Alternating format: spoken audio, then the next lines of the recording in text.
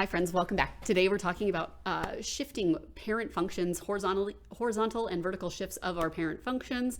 If you don't have your parent functions handy, make sure and go back and watch that video, write those down because we are going to be talking about these. Now, the next few videos are going to show the way that we transform, like individually how we transform our functions. And then the last video is going to put all of that together.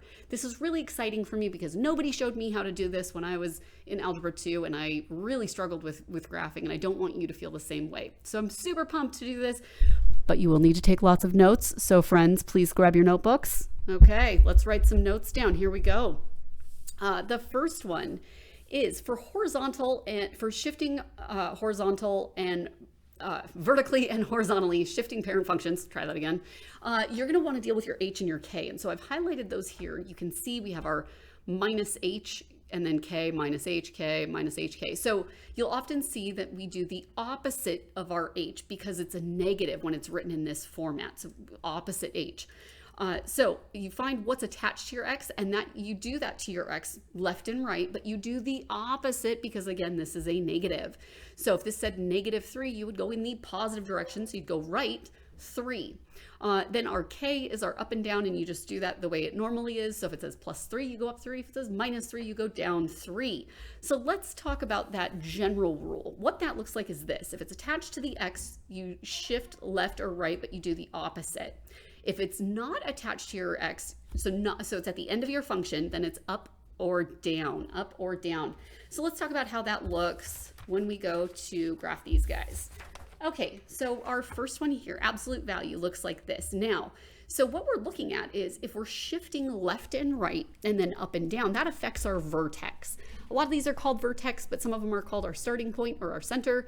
So we'll go through each of these so you can kind of see how that looks. Now we know our absolute value looks like a V because we're familiar with our parent graphs, right? And we have a cheat sheet that shows all of our parent graphs we can reference.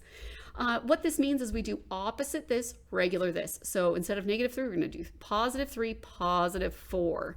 And so we go, and actually let's go through each of these and then we'll come back and graph those. So looking at this quadratic, opposite this, regular this. So -3, because that's the opposite, -5. Let's look at this cubic one. -5, +2, so that's going to be opposite this, regular this. I want you to hear that in your dreams. Opposite this, regular this. Whoops, that's supposed to be a +2, but that looks weird. I got too excited talking about your dreams, hearing math. Woo! Okay, for this one, it's called a starting point. This cubic one, it's called a center. We do opposite this, regular this, so -3, -5.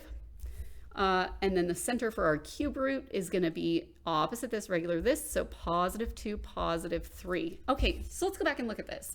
Our absolute value, remember, is AV. So we go over 3, up 4. It's going to look like something right here. And we're going to make that V just like that. We're just ballparking, showing an estimate of this. This guy, we're going to go over -3 and down -5. So we go over -3, down -5 here, and it's a parabola because it's a quadratic. So it's going to look something like that, right? All right, for this cubic, our center is going to be 5, 2. So over 5, up 2, like this. And cubic, remember, looks kind of like a snake, like that. So it's going to look something like that. All right, for our square root, this is a starting point as opposed, so this is our center, right? For our square root, that's a starting point. So we have -3, so we go over -3, down -5, maybe right here. That's our starting point, and then it's going to shoot off something like that. Our cube root, I forgot to draw some coordinates, let's do that. Our cube root is the same idea here. But it is a center because we go over 2 and then up 3. So let's say maybe right there. And this one looks more like this. There we go. It's a snake on its side, right? So so I call this one a snake for whatever reason. This should probably be a snake. I don't know. But it's just flipped over on its side because cubic and cube root. You'll also notice your quadratic and your square root, it's like half of this parabola, right? That's like half a parabola on its side. You'll dive more into how those are all related later, but I just wanted to show you that relationship now. Now, here's the interesting one. Reciprocal. Your reciprocal function is not a starting or a vertex. Instead, what that is where your asymptotes intersect. So opposite this, regular this. That means 4, 2. So we're going to go over 4 up to like right here. And that is where our asymptotes intersect. So our lines end up looking like this. We've got that guy, and then we have this guy. And there's definitely more ways to graph these. I just want to show you what that relationship is. But when we go to graph reciprocal functions, there's many other rules that we want to add to it to make sure we're graphing it as correctly as possible. So if you have any questions, let your teacher know. Otherwise, great work. And if you want to stick around, we'll actually do a couple of these so you can kind of see. That's the gist of this lesson. But if you want to stick around, we'll do another. So like this guy right here, y equals the absolute value of x. In this case, we know x plus 2, close your absolute value minus 3. So we know our parent graph is y equals absolute value of x. So let's plug in our numbers that we know. -2, -1, 0, 1, and 2, right? So if we plug in -2, we get 2, 1, 0, 1, and 2. If you're confused about those, go back and watch the videos because I go over how you get that information. Now, with this said, what we want to do when we go to add and subtract these, we are first going to do this one that's attached to our x, so we do the opposite to our x. So in this case, what we're going to do is -2.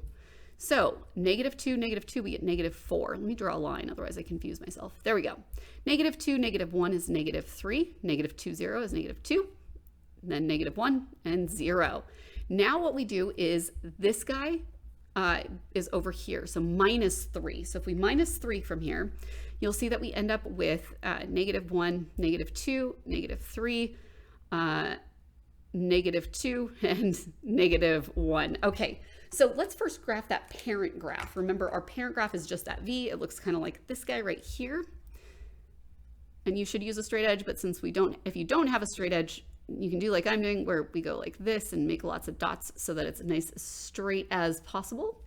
All right, there's our parent graph. Now looking at our next one, remember, we're going to do opposite this, opposite, or regular that, opposite this, regular that. So our vertex of this guy is going to be -2, -3. So we go over -2, 1, 2, down 1, 2, 3, right here. Now, we know that it's just a V, so we can go like this. But you'll see the way that that affected it on our XY chart is that you'll see these points end up the same. So, oh, I missed. Sorry about that.